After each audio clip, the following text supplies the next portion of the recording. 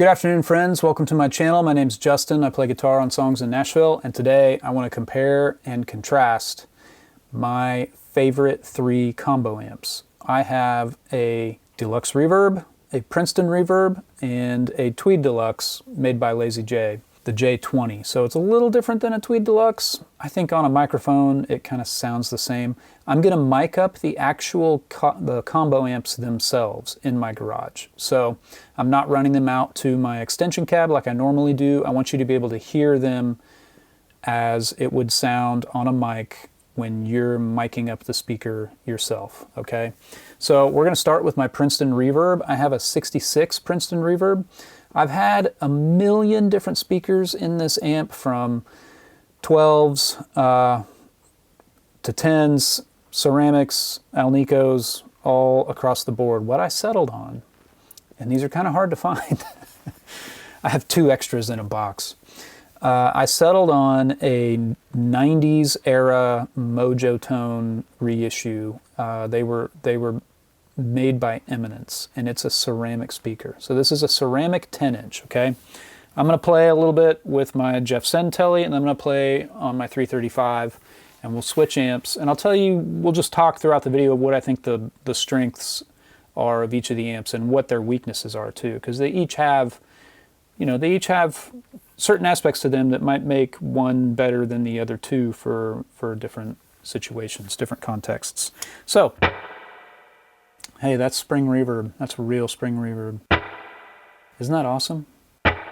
That's my Princeton. So check this out. It's super clear.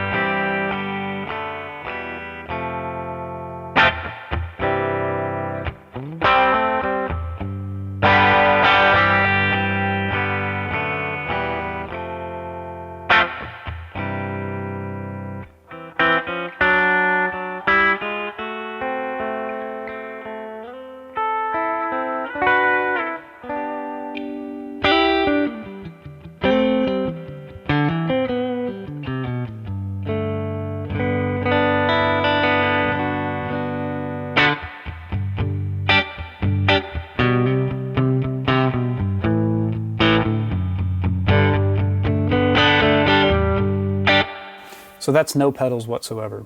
My board is basically functioning as a giant tuner right now. So I'll turn on a couple pedals with the Tele, then I'll switch guitars, and then we'll move on to the next amp. The Princeton, when I got my Princeton Reverb, I didn't use anything else for like 3 years. I think I've done that with each of these amps, honestly.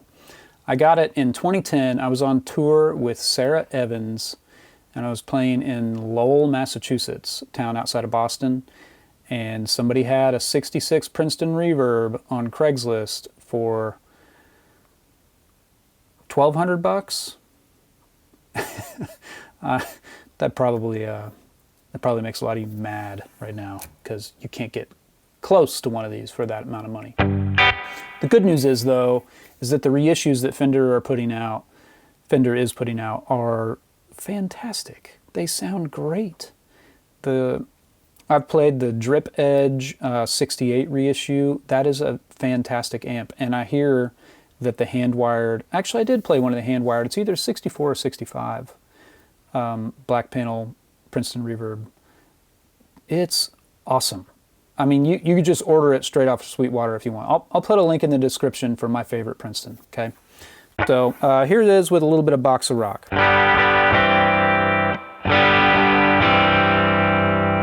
I like it to be subtle, right? This is volume and tone at about 9:30, 10 o'clock on the box of rock.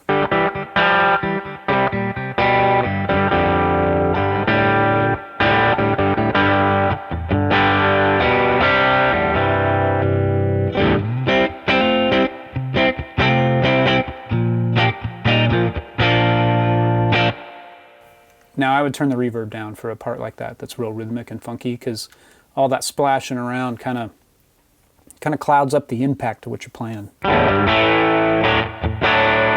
So to do a crazy overdriven tone, I'm going to turn on the boost side of my Sean Tubbs tilt pedal.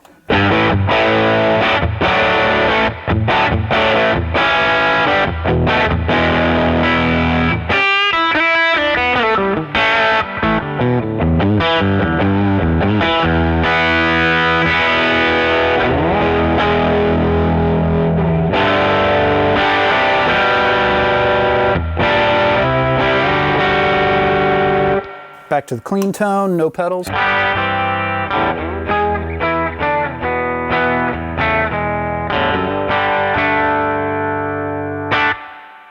So you can see I mean, you really push the front end of it, and or you can just turn the amp all the way up. I did a great video on this amp where I cover all the aspects of things you can do with just the amp itself, and it's called it's something like, why aren't you doing these 3 things with your Princeton Reverb? I made it because the video I made about the Deluxe, why aren't you doing these 5 things with your Deluxe Reverb, popped off so crazy. And people were asking about, well, what about a Princeton? Does this work on a Princeton? Does this work on a Tweed Deluxe? I'm like, well, those are totally different amps. So I've actually got a video of each of these amps running through them. So let's switch to the 335 here.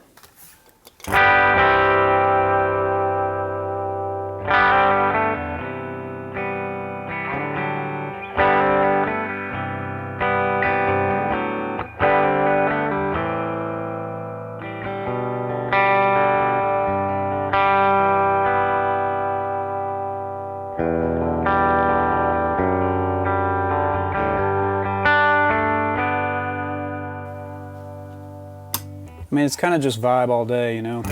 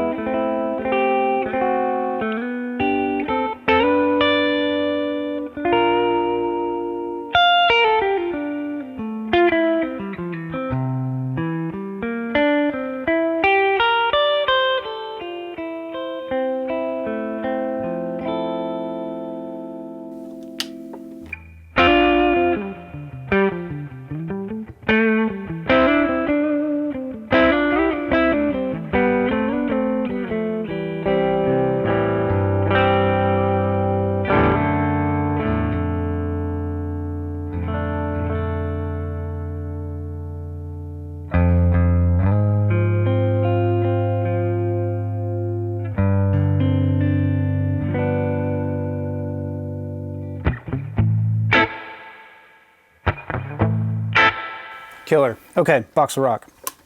All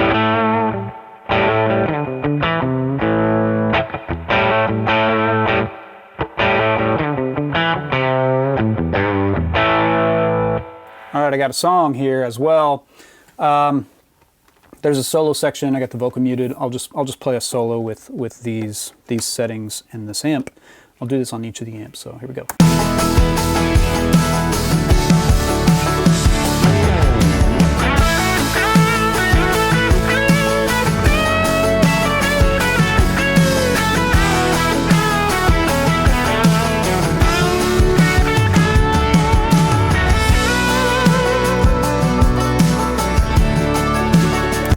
Okay, well, I definitely replaced that solo, but we're going to move on. Strengths of the Princeton Reverb Venue Volume. It's your best option for an amp with onboard reverb and tremolo that sounds great and just has vibe for days, and is going to be good for you to play on like 3 at a coffee shop. You can get it loud enough to sort of get the power section involved. You know, when a Fender amp is really low, it's like there's no mids. The power section has to be involved, at least from this era of Fenders. The black and silver panel years, I think that's definitely true of. The downside to using a Princeton Live is, unless you've got good monitoring, you're not going to keep up with a drummer. You'll have to do what a lot of us in town have done with ours, called a phase inverter mod. And it pulls a Princeton Reverb to, I would say, it closes half the distance to a Deluxe in terms of headroom. And so rather than starting to break up around 3, you kind of got to get above 6, unless you got really hot pickups. I had that mod done to mine a long time ago, and I've really loved it. I used to take this amp to gigs, and I would take this amp and a fuzz pedal, and that was it. And I would play, you know, on these nights where there's a whole bunch of massive lineup of artists, and they'd all play like 3 or 5 songs. And all these guys would show up with their perfect pedal boards, all their pretty JHS. Aren't they so pretty with their colors, you know? I'm teasing. And I'd get up there and I would put the fuzz pedal on top of the amp because I'd never turn it off. The only foot switch I would use would be the reverb and tremolo foot switch, and I would just ride the volume knob, and it sounded glorious, just fantastic. And something that a bunch of us chased in town also with the Princeton Reverb was our dear friend Tommy Bukovac running his through a 212 cab. That just sounded like rock and roll. I remember going to those shows, watching him play in Pat Buchanan's band and using that rig. Almost always with some vintage Gibson that had like original PAFs in it or something, you know. And it was very inspiring, super cool. So, all right, let's go switch to the Lazy J. We'll put the Tweed amp in the very middle. All right, I'll be right back. All right, we're plugged into the Lazy J. Now this is, again, this is a little bit different than a standard Tweed Deluxe, but on a microphone, you kind of can't tell. It puts out 20 watts. Thankfully, it's got power scaling. And if you want a Lazy J sound on the cheap, I think you just get a regular Fender Tweed Deluxe, something used, something that's just a standard 5E3 circuit in the proper size cab, and put a Celestion Blue in it. That's what this amp runs. So this is going to sound a bit different. It's more mid-rangey. It's a little... You guys who like the black panel Fender era, you're going to think that it lost all its sparkle and everything, and that's fine. Over the last probably 5 years, when I don't have cartage on a session, I bring the Lazy J. This has been my thing. It's so great. It is such a good amp, and I love it to death. I almost love it enough to want to buy 2 of them just so I can hear them in stereo. It's kind of ridiculous. So as you can hear, I don't have a big spring tank on right now.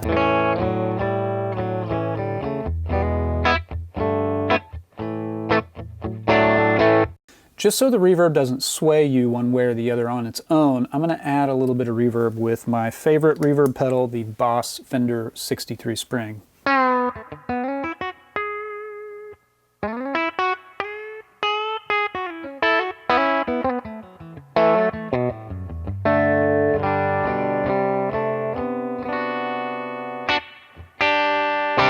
So here comes the box of rock.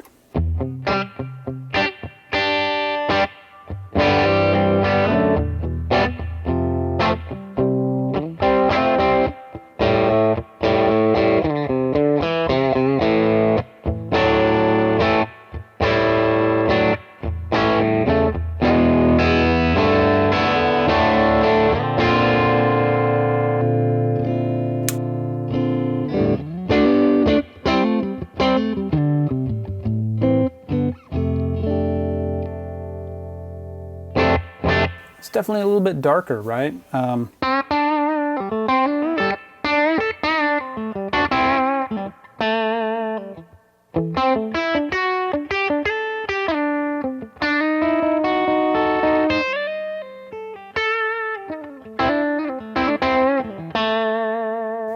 Okay, here comes the boost side of the tilt.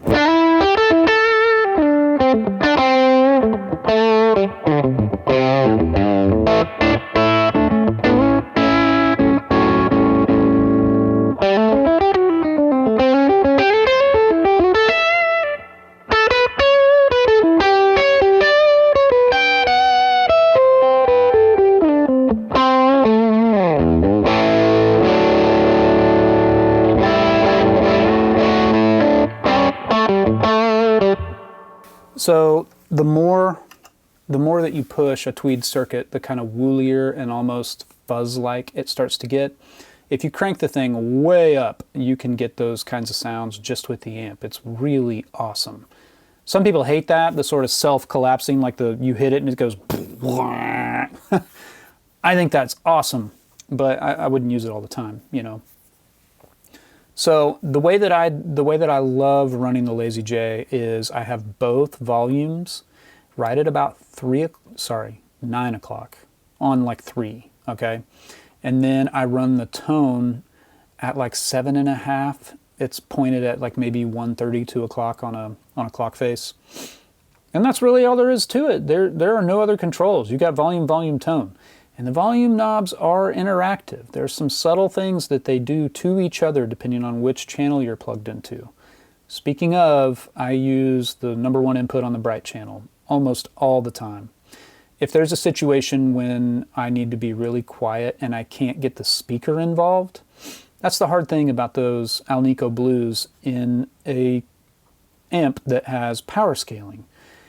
If you're running it down at 1/2 watt, it's going to sound really hard in a papery way. I don't know how else to describe it. You're just not pushing enough power to really get that speaker to speak its actual voice. So it's got a hard, like it's not responding, you know. So cranking the power scaling down all the way kind of makes for some weird sounds for me when you're running a Celestion Blue in the cab. But if you're thinking about buying a Tweed Deluxe, I don't even think you need a spring for the Lazy J, although I think they're fantastic. You could get, like I said, you could get a cheaper 5E3 circuit in a proper cab and get yourself an Alnico speaker in it, and it'll sound fantastic. Now, you might notice that the Princeton Reverb and the Tweed Deluxe have the same size cab. It's really interesting to me because I love a 12 in a Tweed Deluxe. I don't love a 12 in a Princeton Reverb. I think it's, with that circuit, that cabinet just doesn't sound right. But with a 5E3 circuit, and you know, the cabinet is slightly different, but they're roughly the same dimensions with the amp sitting in the top, right? I love a Tweed Deluxe combo. It sounds awesome. So let's switch to the 335 here. No pedals except that reverb pedal I mentioned.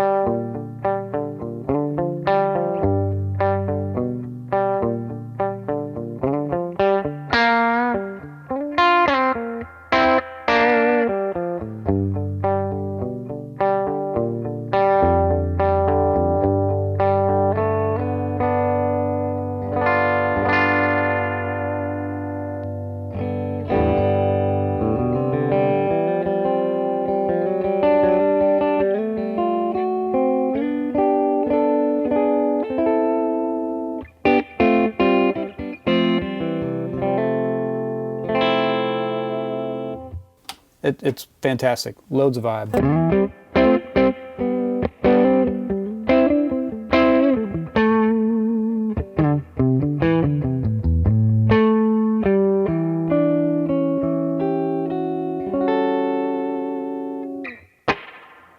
Box of rock.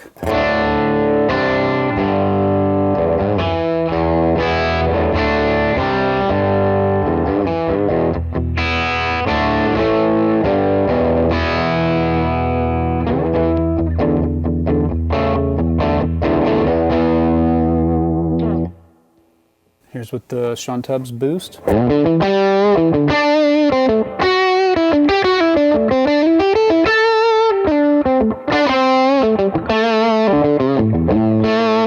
Pretty woolly boost, and it's you can hear it's a lot thicker than the Princeton Reverb, right? Here's that same solo. Actually, I don't even remember what I played, so Here's a solo for the same song.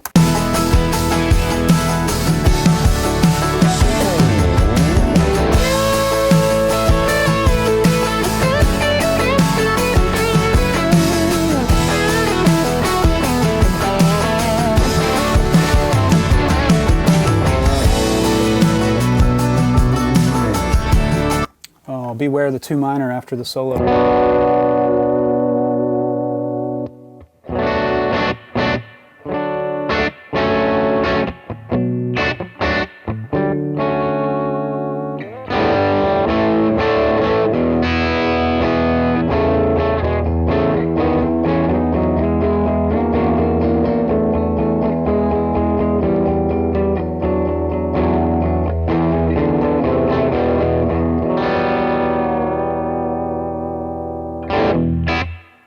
So the strengths of the Tweed Deluxe, I think, I highly recommend them to people who play really hard, because they're not going to thin out the way the like black and silver panel Fenders can kind of feel like they thin out and get. If you have really bright hands, they'll emphasize the brightness. A Tweed amp will tame that for you a little bit, you know. I mean, first of all, I'd recommend like changing the way you attack the guitar. But if you plug into a Deluxe Reverb or a Princeton Reverb or something, and you're like, man, it's always just thin no matter what I do. Well, you might be just kind of digging in too much or playing bright guitars. I think that they have that danger, right? Getting a little thin, a little bright. A Tweed amp is so much more mid-range, you know, and there's a lot of things you can do with it. It's super simple. You lose the onboard reverb and tremolo, but the way that I'm demoing these amps here today is more to show you how they function as pedal platforms for your grab and go thing, you know. And I think all of them do that really well. I think my Tweed Deluxe keeps up with a drummer pretty well. I don't necessarily need a separate monitor if I'm playing next to a loud drummer. What I always do when I'm playing live, I always put an earplug in the ear that's pointed at the drum kit. Life's too short.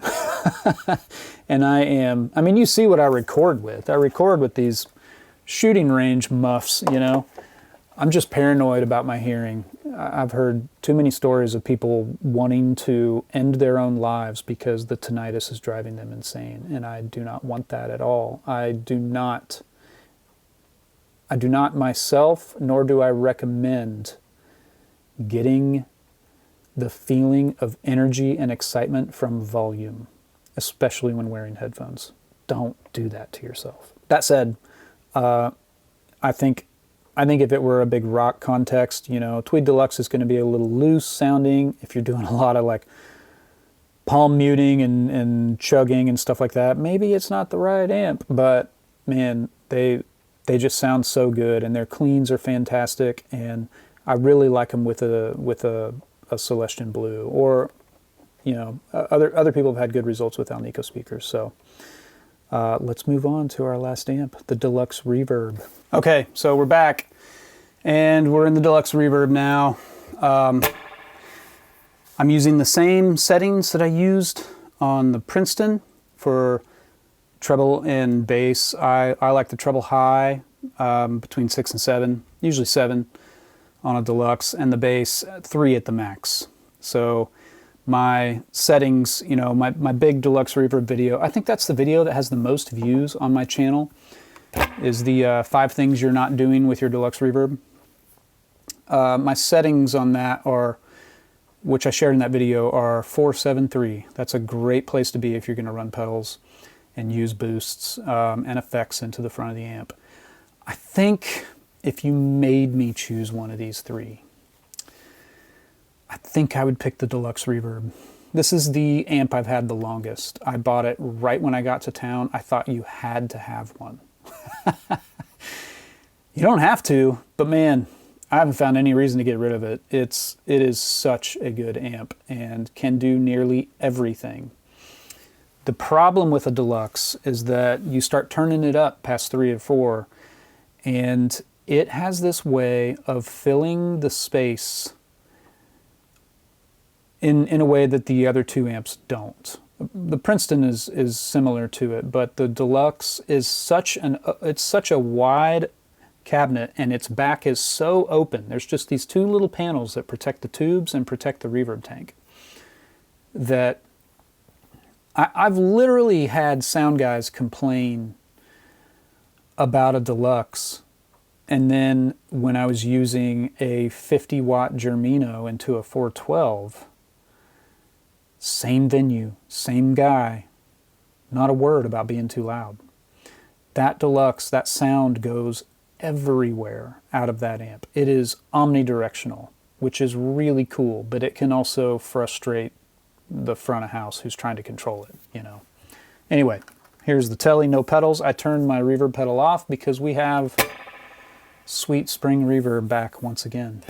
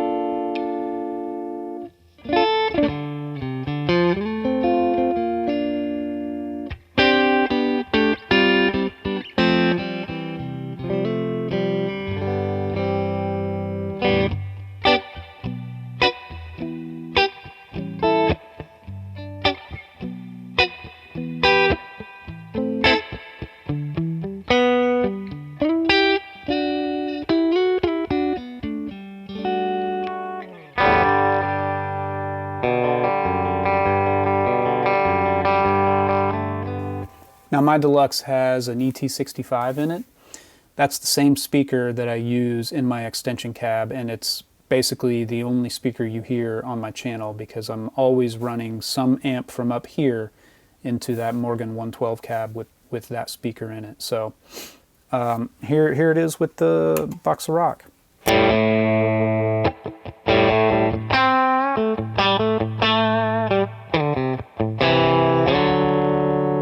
Back off.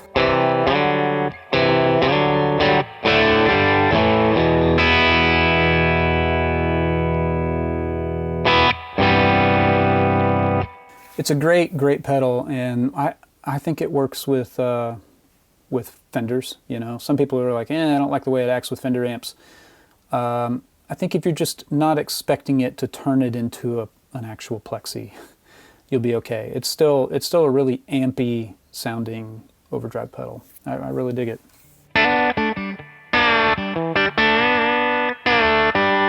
Here's with the Tubbs boost.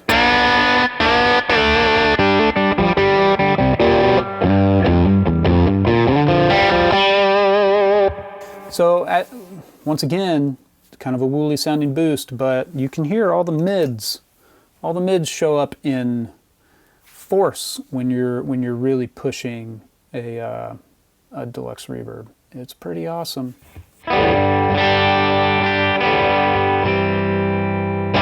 Let's switch to the 335, and I'll let you guys go. Nothing on, once again.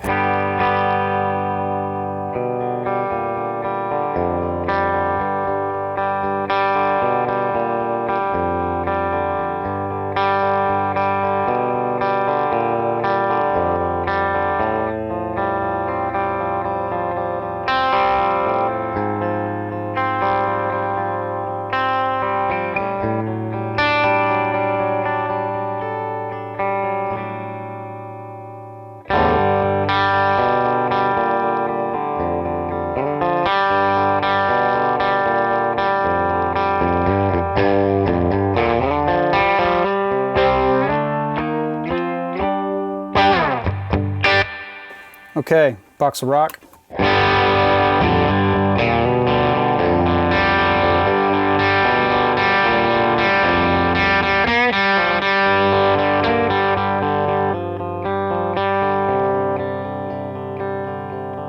Hear how much it cleans up just with your pick? Like I can dig in. I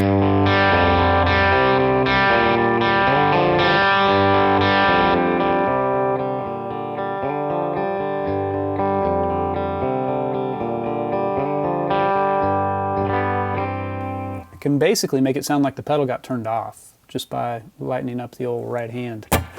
All right, here's with the old boost.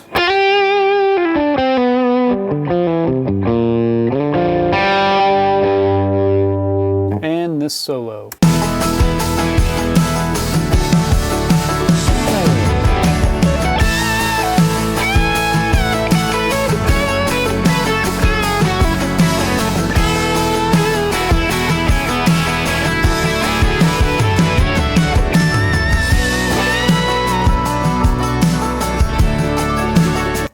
Cool.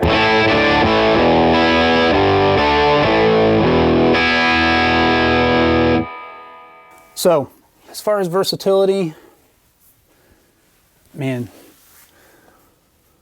I got to give the nod to the Deluxe Reverb.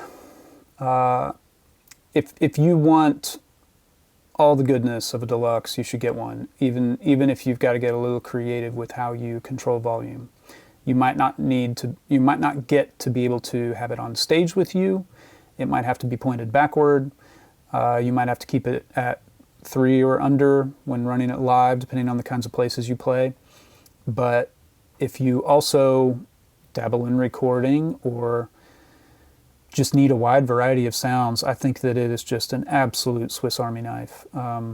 That cranked sound, check out that video if you haven't. 5 things you need to do with your Deluxe Reverb. That cranked sound with the volume and treble on 10 and the bass on 0 is something that catches you so off guard because you never get a chance to turn a Deluxe Reverb up to 10. So I understand the frustration of giving that as an Easter egg. But man, if you've got an aux box or a 2-notes torpedo or some other kind of speaker load box simulator, then that removes the volume part of the equation, you know, and that's worth it. Absolutely. I love that part of that amp.